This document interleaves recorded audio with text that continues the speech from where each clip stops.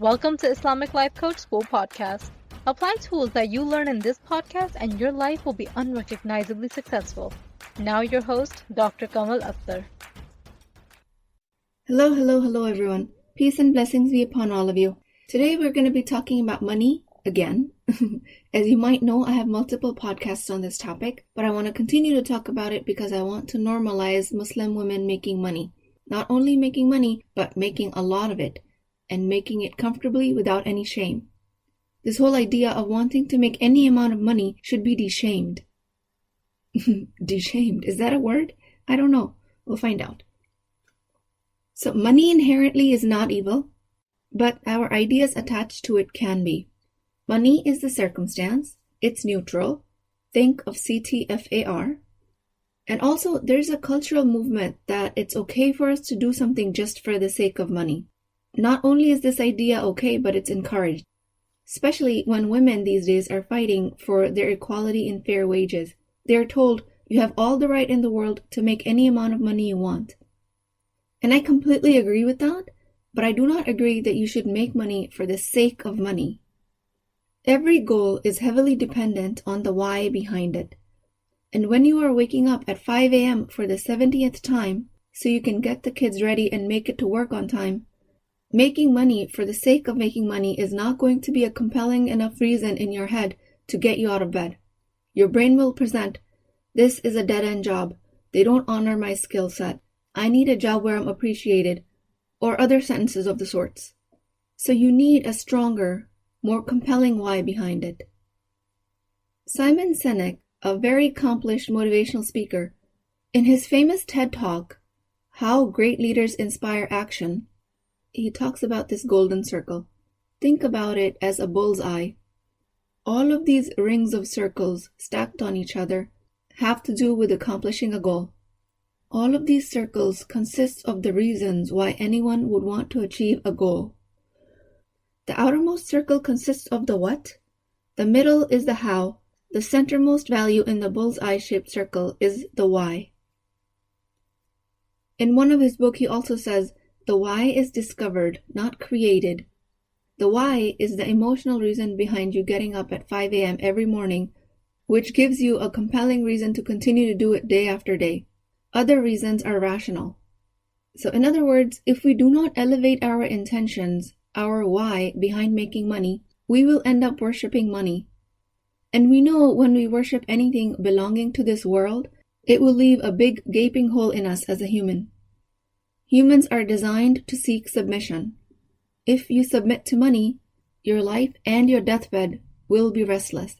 If you submit to the divine, both of your life and deathbed will be fulfilling, inshallah.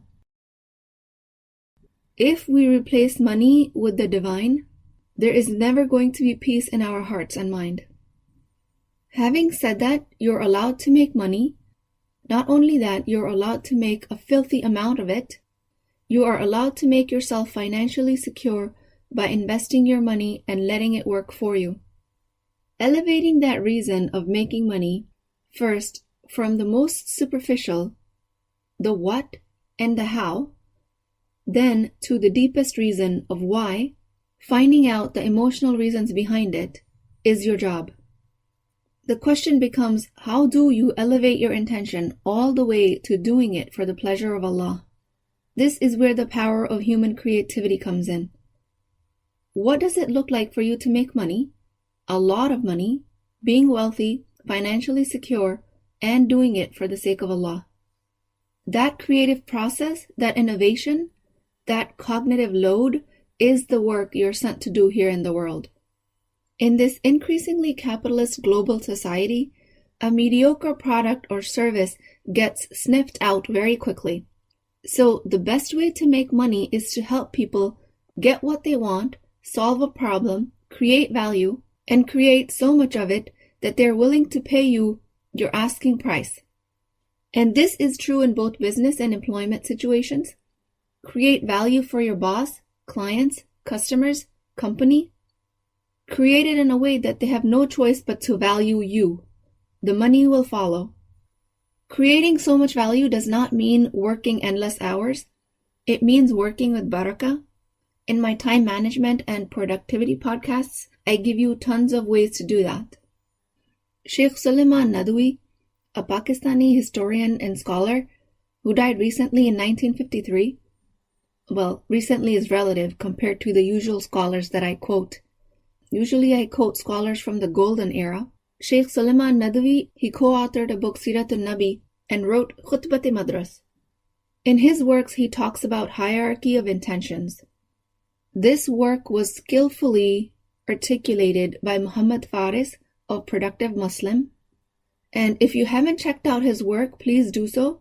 MashaAllah, Muhammad Faris is doing a great job at the Productive Muslim. And he also wrote a great book titled The Productive Muslim and has countless other resources like blogs, articles. If you haven't already, go subscribe to his email list. So Muhammad Faris extracted this hierarchy of intentions pyramid from Suleiman Nadwi's work. What it looks like is, imagine a pyramid, broadest being at the bottom. All of these intentions describe the why behind your goals. The bottommost being the financial and worldly gain. Above that is for honor and reputation. The one above that is for the feel-good factor. The one above that is spiritual contentment. Above that is seeking paradise. And the top of the pyramid is for Allah subhanahu wa ta'ala. This hierarchy means that our intentions are elevated the higher we move on the pyramid. The topmost intention being our goals being for the sake of Allah. In my coaching program, I simplify it a little further. I simplify it in only 3 tiers. The bottommost line of the pyramid being the self, above being others, and above that being for Allah subhanahu wa ta'ala. For me, these are the 3 main reasons why people do things in this world. The challenge that I'm describing today is how can we make money with our why being the pleasure of Allah, the highest level of intention. So I have a marketing coach. Her name is Simone Sol. She lives in South Korea, but her major clientele is from Western countries. The language she speaks is of many religions and traditions, and she tells her clients that in order for them to scale their business, they have to scale their ability to help. That is what she practices herself in her business, and she is a self-made millionaire, and that is what she teaches all of her clients. So the reason I mention this is because scaling your money up depends on your ability to provide value. Scale your value up, you are going to automatically scale money. Service comes before money. I teach that. I practice that. I internalize that. Money is just a token of exchange of value. There's nothing fundamentally unspiritual about money. Just like there isn't anything spiritual about money. Money itself is neutral. How we see it depends on the quality of our thoughts. So when you want to create the desired result with a lot of money in the result line of the CTFAR, circumstances, thoughts, feelings, actions, and results, you have to trace back to see what thoughts you're functioning from. All thoughts lead to a result. A stigma against money originates from the socialization that wanting money means that you cannot be spiritual. When you subconsciously internalize that belief, your thoughts can never be high quality enough to generate value for money. Your result will always be low value. You will always end up devaluing yourself, leading to no money, leading to proving the belief that money is not for the spiritual. It's a self-fulfilling cycle. This is classic black and white thinking, which is a very common human bias. To be wealthy means you can't be spiritual. Just like we're socialized to believe that having negative emotions means we are low in our faith. Oh my God, that's just a no. It's just a bias of the human mind. These things are not mutually exclusive. So starting today, we're going to begin to question if you can be spiritual and make money. Most of the teachings these days is for you to be okay with making money just for the sake of making money, just like I mentioned before. You can make money just because you want it. Again, if you put something created, like money, as your primary intention behind your motivation, that you will always have unease.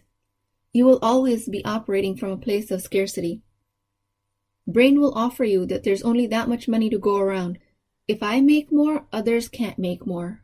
But if you detach yourself from the limited intention of making money for the sake of it, and instead be creative and be present with the cognitive dissonance that comes with asking the question, how can you create money with spirituality, with religion, with the will of Allah in mind?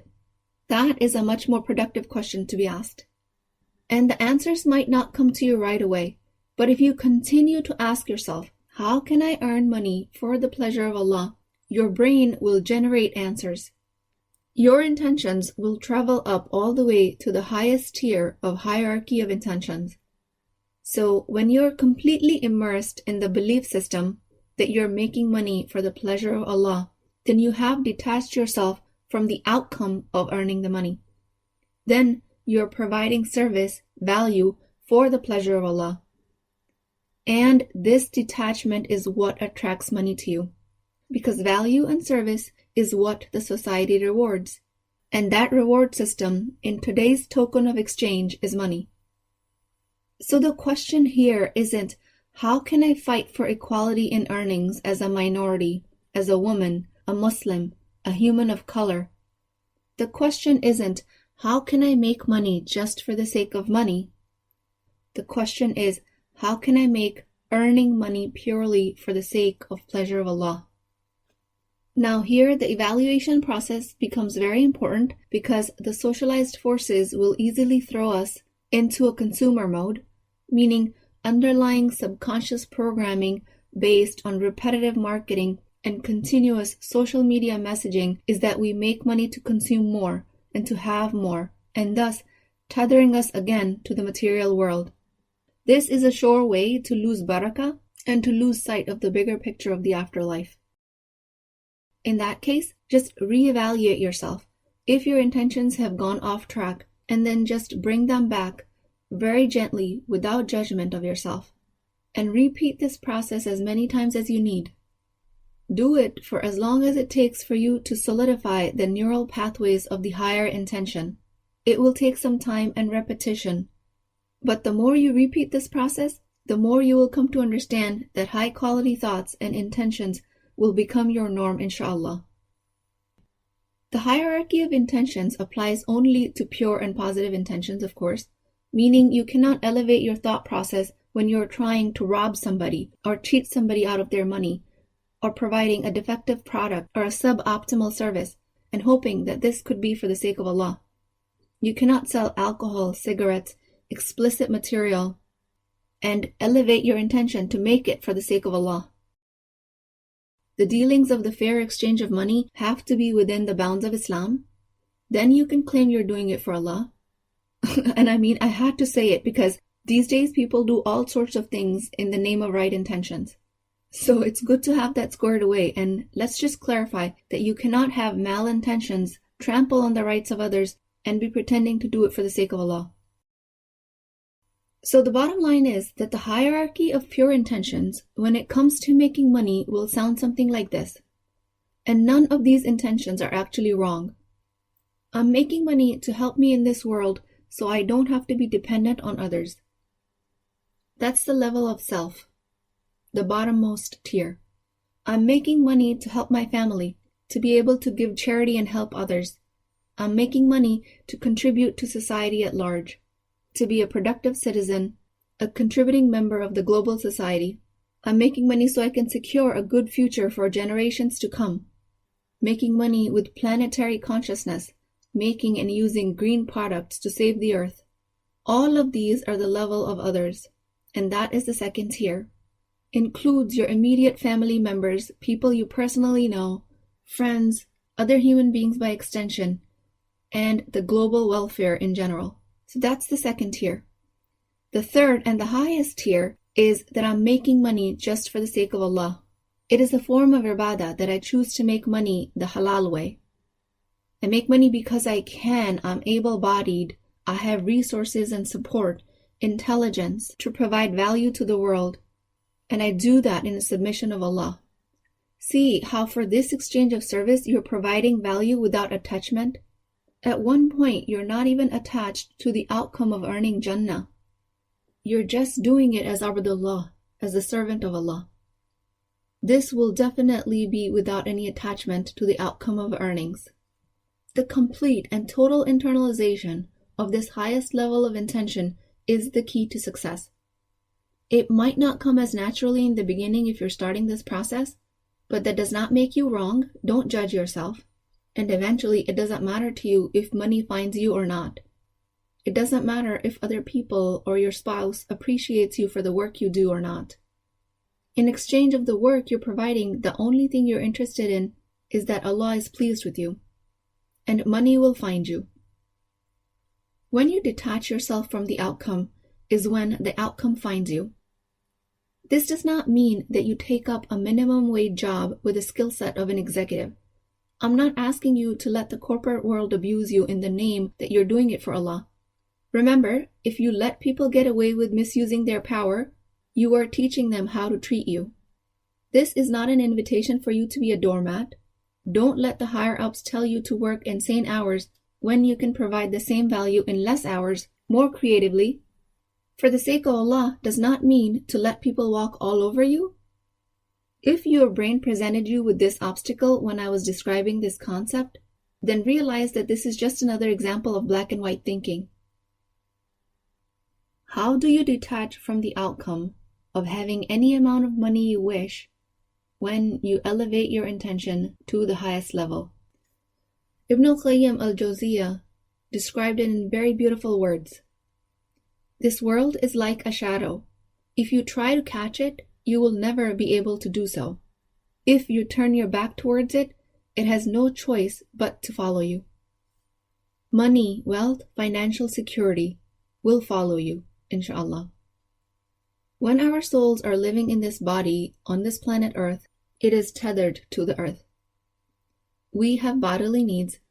We have rights over others. So Allah subhanahu wa ta'ala gave us the freedom to turn every act of fulfilling these rights of the body and others into acts of ibadah by changing our intention behind it. So the creativity of our intelligence as a human being lies with what it is that we're doing that seemingly belongs to this earth, but we can elevate the reason why we are doing it to be only for the pleasure of Allah. When you start instructing your brain to think in those terms, your brain will find the reasons through the priming effect. Your brain will follow your command. And now, I will stretch your mind more, because at Islamic Life Coach School, that's what we do. How can you be a millionaire and be in complete submission of Allah? How can you be insanely wealthy, multi-millionaire, and only do it for Allah? And I will tell you that it's possible. Not only possible, that is the recommended path to take for you in earning multiple millions of dollars. When you're tethered to the money you need to make, you will always be clingy. It will sound like, I have worked 4 hours, but I didn't get my proper compensation. That is the mentality most of us are stuck in. I work a certain number of hours, I need to get paid for those hours. Believe me, nobody is paying you to be there for any number of hours. They're paying you for the value you're providing them.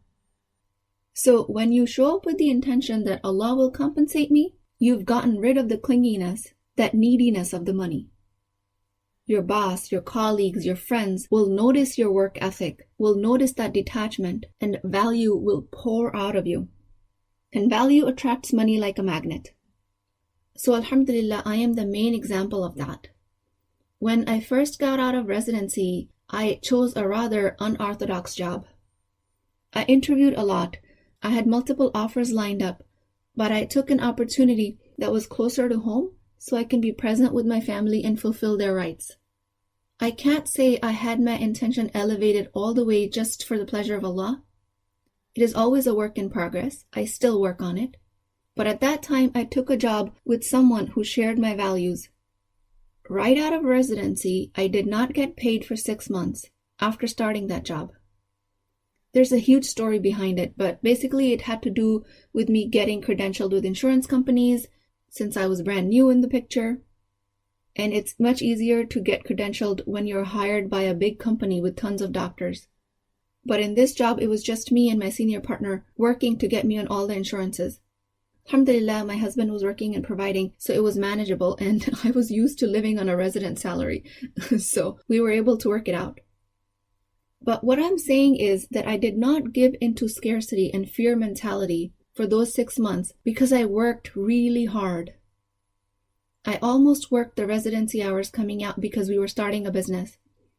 I didn't ask, I'm working so hard, where's my money? I didn't give in to the fear that it doesn't look like I will ever get paid. I just provided the best value I knew how.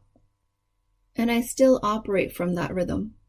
10 years later, now, alhamdulillah, I'm currently at the same job and our business is thriving, alhamdulillah. We have multiple employees in some capacity or another, and I couldn't be more thankful because I have one of the most work-life balanced career.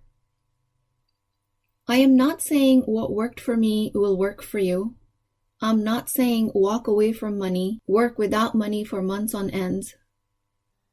I am just saying stay curious, keep asking. Your wisdom will present you the answer.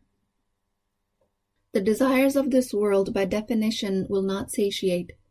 Our job is to find the reason behind our desire and relocate it for the pleasure of Allah. This desire of you providing value with your highest intention puts your life on the track of ihsan. Money itself doesn't come from bosses or businesses. It comes from Allah. All provisions are from Allah.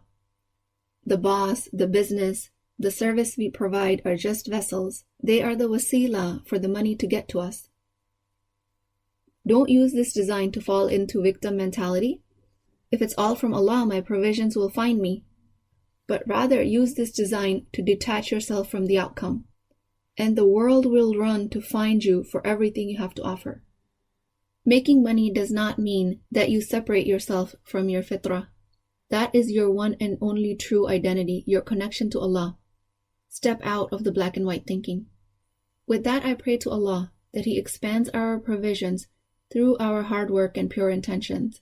I pray to Allah specially that He expands my provision and yours and that of entire Muslim Ummah so we create an exemplary culture in the modern times, something that history might have never seen before. I pray for prosperity, wealth, and financial security for you and all Muslim women. I pray that Allah accepts my service to you with the highest intention. I also congratulate you for investing your time in this podcast because this podcast and my program are the steps needed for you to start creating the best quality thoughts behind the neutral object that is money. Please keep me in your du'as. I will talk to you guys next time. If you're interested in getting coached by me, I'm offering a very affordable opportunity to do that with Wisdom Wednesdays. This is not a course, not a lecture. This is an opportunity for live coaching, real change with Islamic adab and etiquette. You do not need more information. You actually need a space to create change. At $19.99 a month, which is the price of takeout dinner, you as a Muslim woman will create confidence, intimacy, and connection without shame or fear of judgment, because your privacy is my highest priority. So join at www.islamiclifecoachschool.com, resources, Wisdom Wednesdays. I'll see you inside, inshallah.